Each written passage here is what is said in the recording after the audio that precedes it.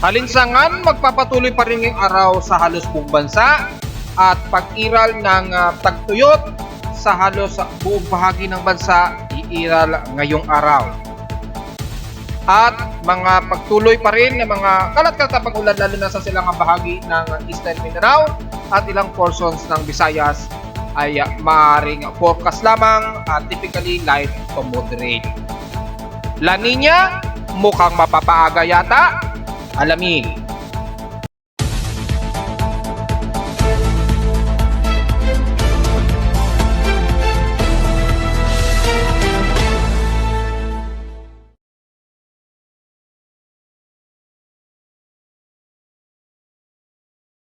Hello, good morning mga folks. Welcome po muli sa ating Daily Weather Bulletin at Analysis para sa araw ng Lunes, February 19, 2024. Ang oras nating boss pa may umaga ay alas 9:55 na ng umaga. Mukhang patuloy pa rin tayo makakaranas ng maalinsangang panahon. Pero makakaranas din tayo ng overcast at gloomy at ilang few clouds dahil nga po sa umiiral pa rin natin na easterlies na nagpapainit sa silangan bahagi ng bansa at magdudulot siyempre ng mga water vapor at mga ilang forecasted na mga kalat-kalat na pag-ulan nitong buong maghapon. Siyempre sa ating current conditions, bukod sa overcast gloomy at nagwiwindi na po dahil mukhang kumakaway na po ang hanging amihan at inaasahan na natin na magsisimula ang transition into dry season. Magsisimula yan this coming weekend pa po So this coming mga bandang Friday o weekend ay dyan na po magsisimula ang ating transition. Pero meron pa rin tayong iiral na medyo northeasterlies pa rin hanggang bago mag-weekend.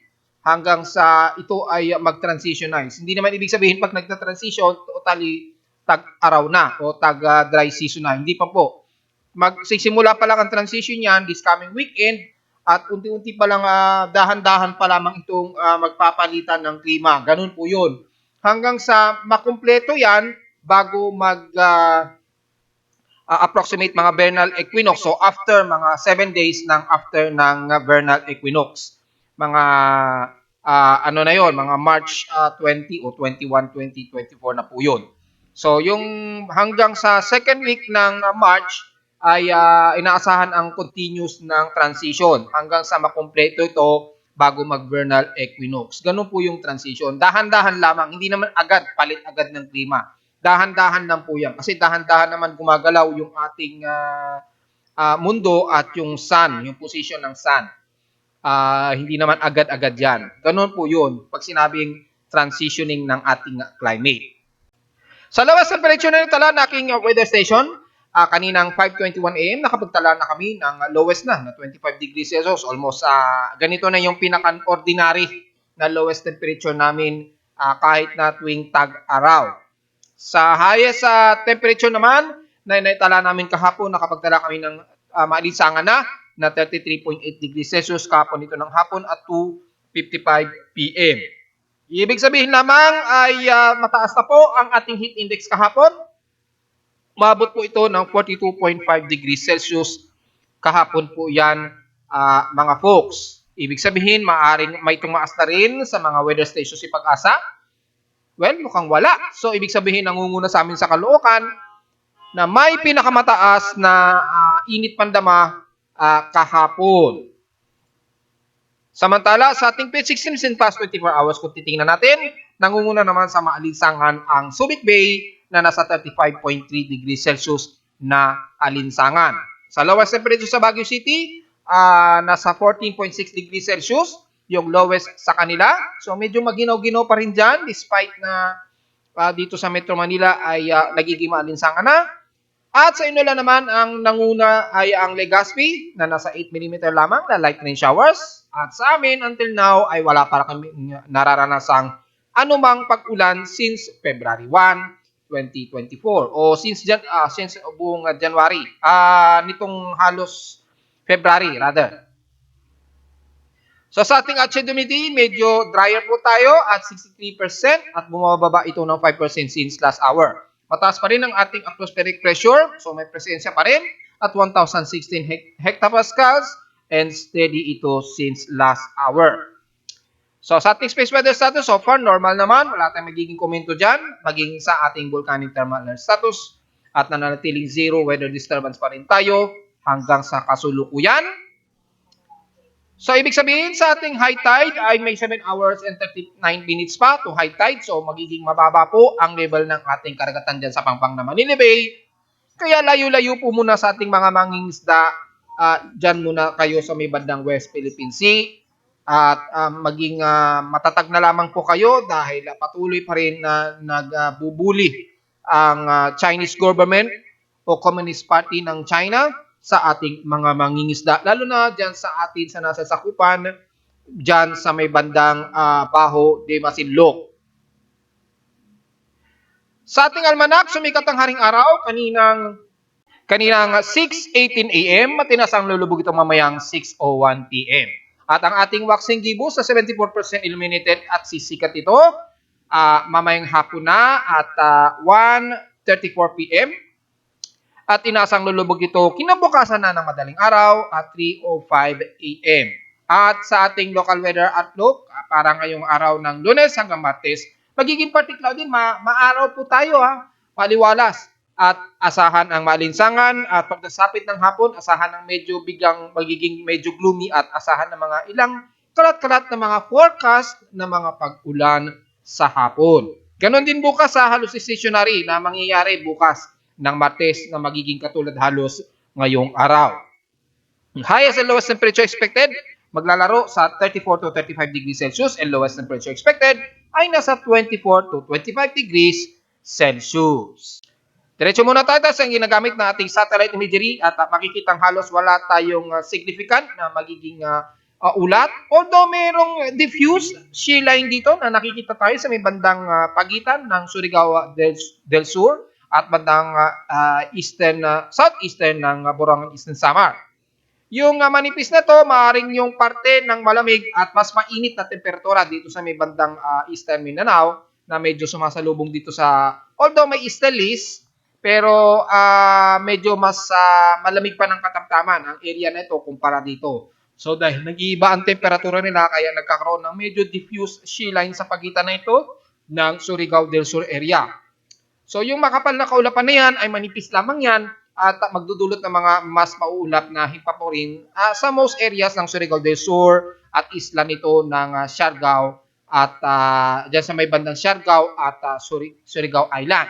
So, ingat na lamang, just in case magkaroon ng mga ilang maliliitang mga kalat-kalat na pag-ulan, lalo na sa hapon, magdala na lamang kayo ng pananggalang sa ulan hanggang dyan sa buong bahagi ng Caraga, Davao de Oro o sa buong bahagi ng Davao Oriental, Compostela Valley at ilang portions ng southern part ng Mindanao, kabilang na ang ilang portions ng Sarangani at dyan sa bahagi ng General Santos City. Pero sa bahagi ng Sorsogon, sa bahagi ng Mindanao, kabilang ng Bar, magiging maalinsangan po tayo. Klaro po ang ating himpapawid and most of northern part ng Mindanao. At lalo na, ang Zamboanga Peninsula, magiging mas maaraw po tayo halos ang buong maghapon. So huwag masyadong magbibilad. Inaasahan ng UV index natin dyan ay hahabot ng mahigit sa UV9 index. Kabilang na rin ang buong bahagi ng Visayas. So hindi natin masyado isa-isahin dahil wala namang masyado tayong saturate of water vapor na nakikitaan at kahit nasilipin natin sa ating Himawari 8 satellite imagery ay halos klaro po ang ating buong maghapon. Magiging partly cloudy lamang ang madalas at medyo gloomy sa may bandang silangan ng Visayas. At mula sa may bandang South Luzon at Mimaropa, magiging klaro rin at maalinsangan ang ating maghapon. Dulot na rin ng easterlies at mataas na temperatura. So expected na magiging hot humid po ang ating maghapon sa buong bahagi ng South Luzon, kabilang na ang Bicol Region, Quezon Province at the rest ng bahagi ng Calabarzon sa Batangas, Laguna area. Lalo na sa may bandang west po sa Mindanao ay asahan ang mas tuyot na magiging lagay ng panahon ninyo dyan all the way kabilang na ang Zambales area at west portions ng Northern Luzon mula Ilocos Norte, Ilocos Sur at La Union area. Take note yan mga folks, hindi na natin ulit-ulitin dahil mga nakarang araw ilang beses na natin ipinapaliwanag ang dulot ng drought na napaka-extreme na nga po.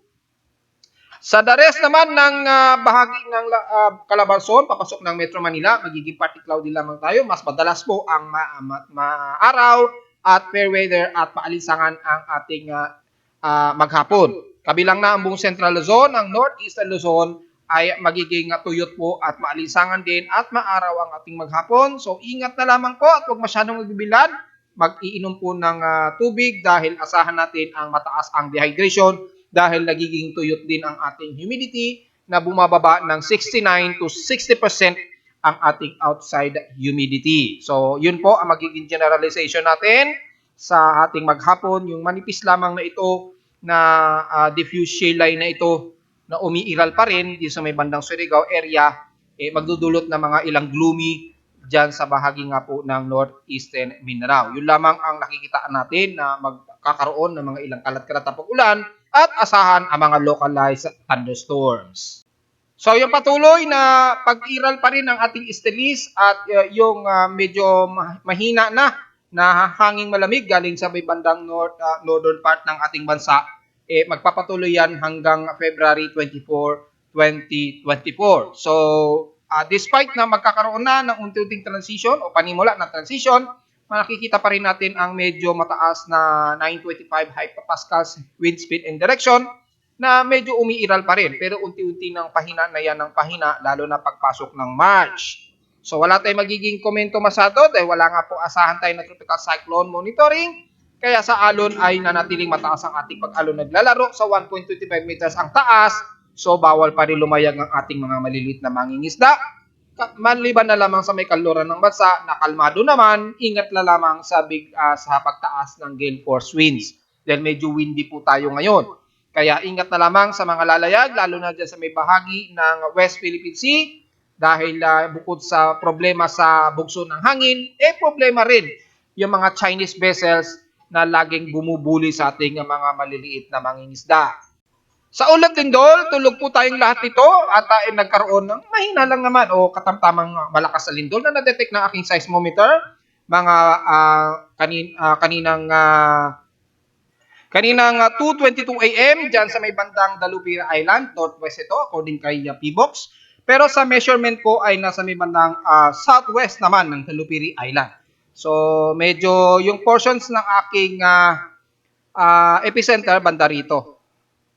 Kay PBOX ito. So, hindi naman masyado nagkakalayo at magnitude, nasa magnitude 4.7 po. Pareho naman kami ng measurement so far. Ang depth ko ay mga around 26 to 27 kilometers ang depth, central depth. Kaya PBOX ay nasa 20 kilometers. So, na-detect yan na aking seismometer kaninang madaling araw dito sa amin sa Caloocan. And so far ay mula kaninang 12 o'clock AM ay nakapagtala na tayo ng dalawang magnitude 4 pataas. Yan nga ay sa may bandang Dalupira Island at ang isa sa may bandang Southern Leyte sa may northwest ng Malitbog. O wag kayo malilito sa salitang Malitbog ha. Malitbog po sa Southern Leyte. As in Malitbog. O yan, dinahandahan ko na, baka maiba po ang inyong pandinig. Northwest yan ng Malitbog, Southern Leyte, na may magnitude 4, na may lalim na 1 kilometer lamang. So napakababaw po. Bandang Maasin City ito, sa may bandang southern part ng Leyte. Ayun, Malitbog. Yun. Or kung titingnan mo sa ibang bahagi, mga bandang south ng Thomas Opus, or bandang north-east ng Maasin City. Mas malapit lang yung Malitbog. So, yun po yung dalawa nating na magnitude 4.0 na naitala mula kaninang 12 AM hanggang sa kasalukuyang nire-report ko ang aking report. And so far sa ating earthquake history, kung ilan na ang total earthquakes natin, simula February 1, kung sisilipin natin, makikita nyo, at makikita nyo pong data, ay real-time naman ho yan. So, nasa 703 na po ang total earthquakes natin sa bansa. Magnitude 2.0 hanggang 4.0 ay magnitude 6 ay nasa total of 648 ito. 46 naman sa magnitude 4 pataas at wala namang nagbago o nadagdagan sa ating magnitude 5.0 pataas so far. So hopefully wag na madadagdagan yan. At kalimitan ng medyo may malalasang paglindol na magnitude 5 dyan sa bahagi pa rin ng Surigao del Sur. So sa mga kababayan natin dyan, ingat na lamang po dahil talagang yanigin talaga ang bahagi ng Surigao del Sur. Sa ating hydrological monitoring, lalo pang nabawasan ang level ng ating dam, lalo na sa critical areas, sa mga critical na dam natin. Diyan sa Pantabangan Dam ay mas bumaba pa ito ng 188.68 meters mula kahapon na 188.93. So, tuloy-tuloy pa rin nababawasan. At sa Magat Dam ay 178.88 na ngayong araw mula kahapon na nasa 178.69 meters po. So, tuloy-tuloy pa rin ang pagbawas. At least hindi tayo nagkulang na palala na nabilis pong nawabawasan o nauubos ang ating water reserves. Sa Angat Dam naman ay ganun din. Mula sa 207.98 meters po, ngayon ay nasa 207.78 meters na lamang. So medyo tuloy-tuloy pa rin ang pagbaba. Lalo na ang Lamesa Dam, kahapon ay nasa 720.22 meters, ngayon ay nasa 77.14 meters na lamang. Tuloy-tuloy pa rin ang pagbaba. Kung maaari ay konting tipid-tipid po sa ating nawasa dahil namimili grupong mabilis maubos ang reserve natin sa ating water dam. Alalahanin natin, mababa po o very, very low po ang average ng pag-ulan natin lalo na sa bahagi po ng Luzon area. So kung patuloy na magbababa yan, baka pagdating na ng Marso, magkaroon na kagad tayo ng krisis sa tubig, lalo na ang ating dyan sa Maynilad ay nagtaas na sila ng singil sa kanilang environmental fee. So, kung maaari sa ating mga senador, ay pinaparating ko sana na magkaroon ng investigasyon na kung bakit sobrang laki ng ipinataw nila sa kanilang environmental charge. Ay halos sa 100%. Kung di nagkakamali, mga 100 to 150% ang ipinatong sa environmental charge. Hindi ko alam kung yun ba ay makatarungan. Sana magkaroon sana ng investigasyon ng ating mga senador. Huwag muna tutok sa ating People's Initiative. Minsan tutukan din natin ang problema natin sa bayan, lalo na sa nagiging krisis na ngayon sa ating nawasa. At kung titingnan natin yung status ng El Nino, La Nina monitoring, mukhang mapapaaga ata ang pag-usbong ng La Nina. At kung titingnan natin yung latest synopsis, actually mga kahapon na i-post ko na to sa aking Facebook page.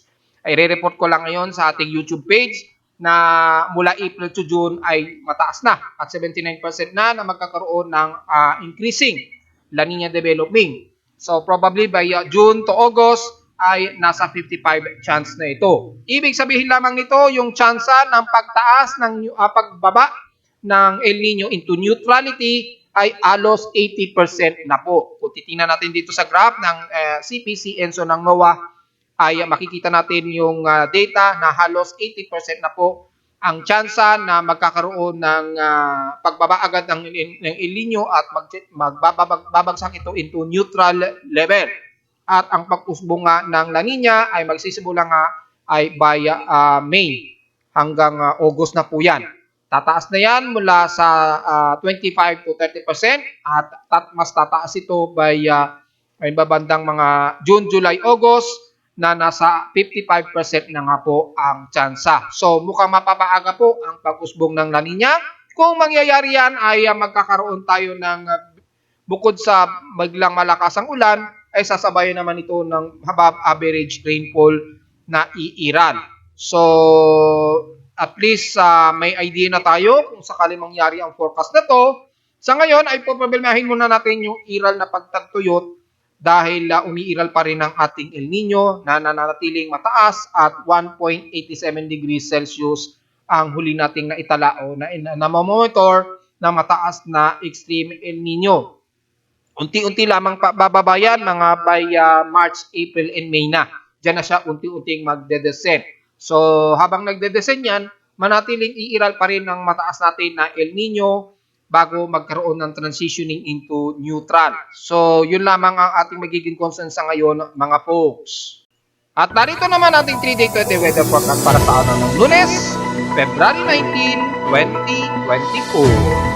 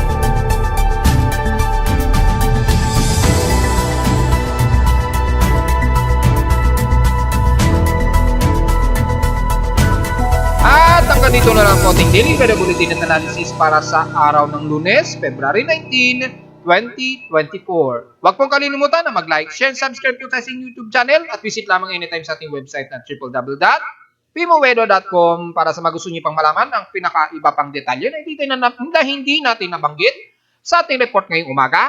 Makikita naman lahat yan at real-time pong gumagalaw ang mga yan kusa at makikita nyo rin ang aking weather station reports in real time at bukod dyan ay mga data feeds mula sa mga iba't ibang mga weather agencies na sinimplified at kinonverge ng aking PIMO weather system para mas madali nating maintindihan at mabasa. Maraming po salamat mga folks at magandang araw po sa ating lahat.